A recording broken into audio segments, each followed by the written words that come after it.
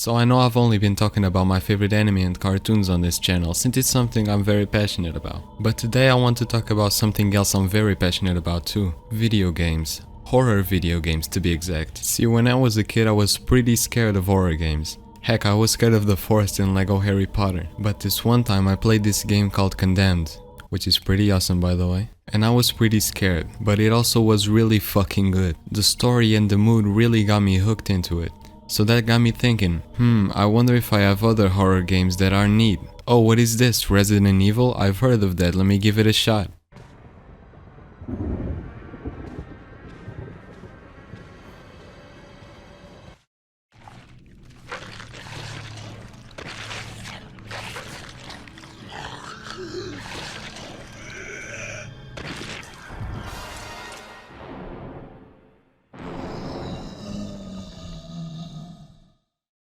Yeah, when I saw this I was scared shitless. So I love Resident Evil. Shit, I've played all of the games multiple times, except 5 and 6 cause fuck those games. Playing those games is always a really fun experience that I always go back to every Halloween. So why am I talking about this in January, you ask?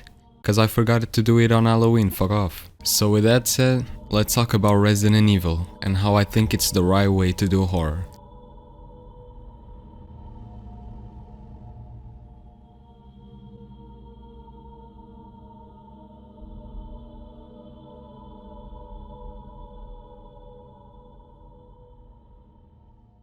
So let's talk about Resident Evil 1. I fucking love this game. Let me give you a little spoiler about the title of the video. I love this game because it doesn't rely on jump scares. And when it does it in the best way possible. I'm sure you all know about the famous dog jump scare at the first game.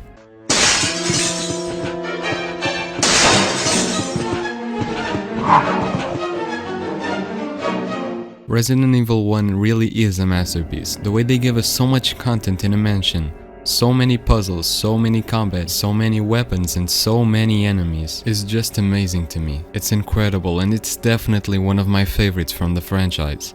The spider and the shark part scares the fuck out of me still, by the way. Also, let's not forget, it brought us the best characters, my boy Chris Redfield and my girl Jill Valentine.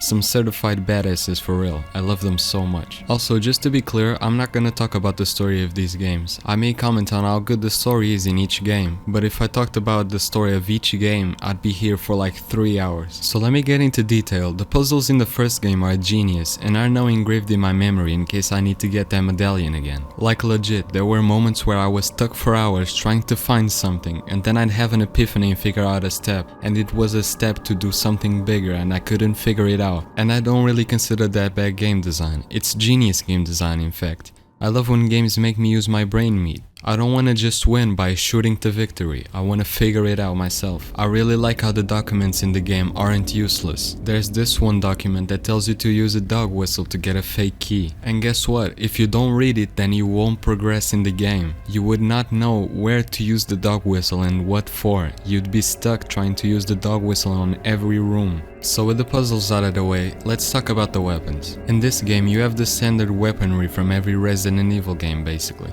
You have your knife, handgun, grenades, and later on you get your shotgun, grenade launcher, flamethrower and rocket launcher. Yeah, Resident Evil games go from 0 to 100 really quickly. I don't really like the grenades and stuff in this game since the camera is fixed. It makes it a lot harder to hit enemies, but overall they do a really good damage, so while they are good, I wouldn't depend on them. So let's move on to one of the best games, my second favorite game of the series in fact. Resident Evil 2. Yeah, so I really like Resident Evil 2. It's gotta be on my top 3 for sure. I just really enjoy the characters and the locations in it. Mr. X is a really fun addition that I also really did like. It just adds to the game knowing he could show up at any time while you're just playing. Also, the two different stories colliding and finishing each other is just amazing in my eyes. Though I'm gonna have to be honest here, I didn't really have much fun with the puzzles in this one. I feel like the first game had a lot more fun with them. Anyways, the weapons in this one are very similar to the first, but this time we get an Uzi, the spark shot and a minigun. Yeah, a fucking minigun. Just you wait until we get to the third game. Anyways, the story in this one is really solid. I enjoyed it a lot. It's definitely better than the first game. Leon and Claire are really cool and my favorites from the franchise. Leon is just really cool in the 4th game and this game. And Claire is literally Redfield's sister, like come on. I feel like the 2nd and the 3rd game have a lot in common, at least the remasters, since one has Mr. X and the other has Nemesis. They just feel a bit similar, you know. But unlike the 2nd game, the 3rd game follows mainly Jill Valentine. So with that said, let's move on to Resident Evil. See, out of all the games I'm gonna talk about, I like Resident Evil 3 the least. And that's because of the story. I just feel like a lot of the story here is just so horribly paced. Like the game starts, you fight Nemesis, then you go get something and fight Nemesis. You almost leave, but you gotta fight Nemesis, then you fight Nemesis, and then you fight Like shut up bro, I get it, we gotta fight Nemesis till he dies. And guess what? He doesn't die. You need a special weapon that can't even get out of the lab it was created in. And then you gotta shoot Nemesis with it like 3 times. Y'all are lucky you gave us an awesome weapon, because otherwise I would have been fed up with fighting Nemesis. And you might say, oh, Mr. X appears a lot too. But Resident Evil 2 actually has like story outside of Mr. X. Look at Resident Evil 3's story. Everything happens because Nemesis is there.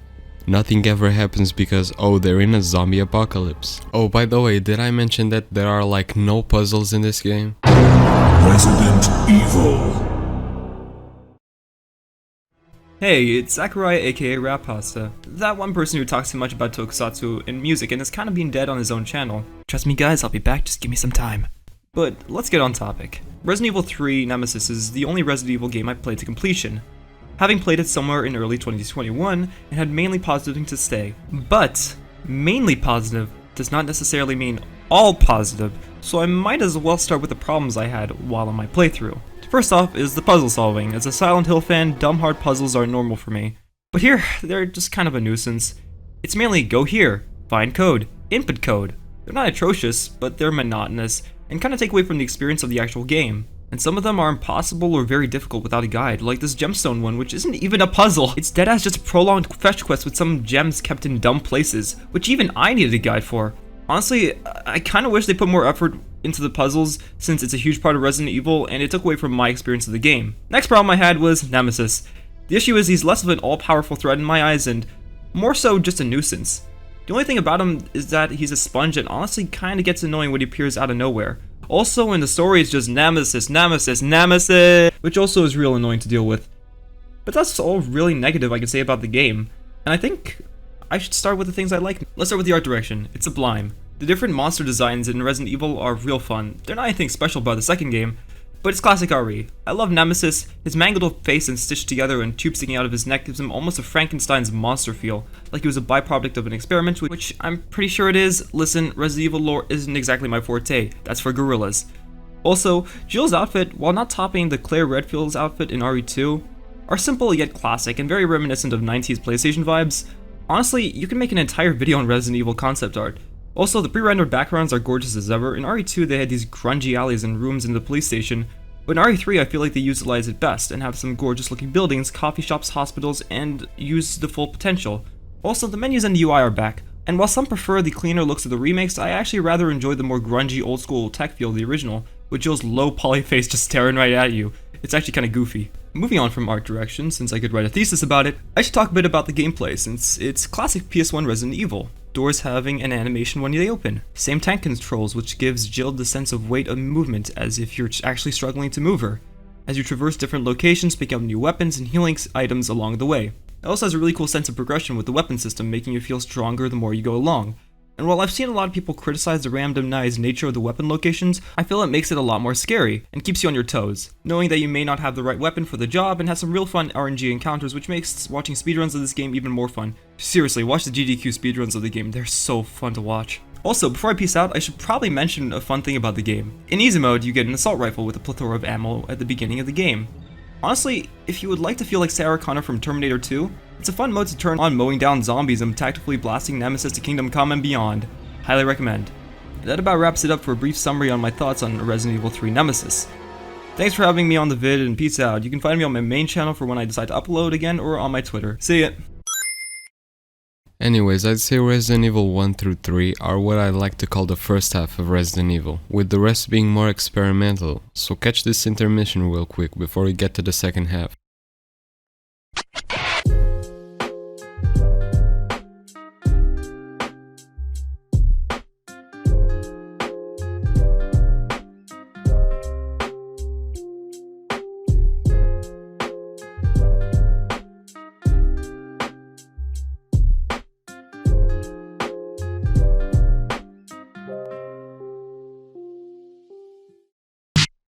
Tears falling down at the party.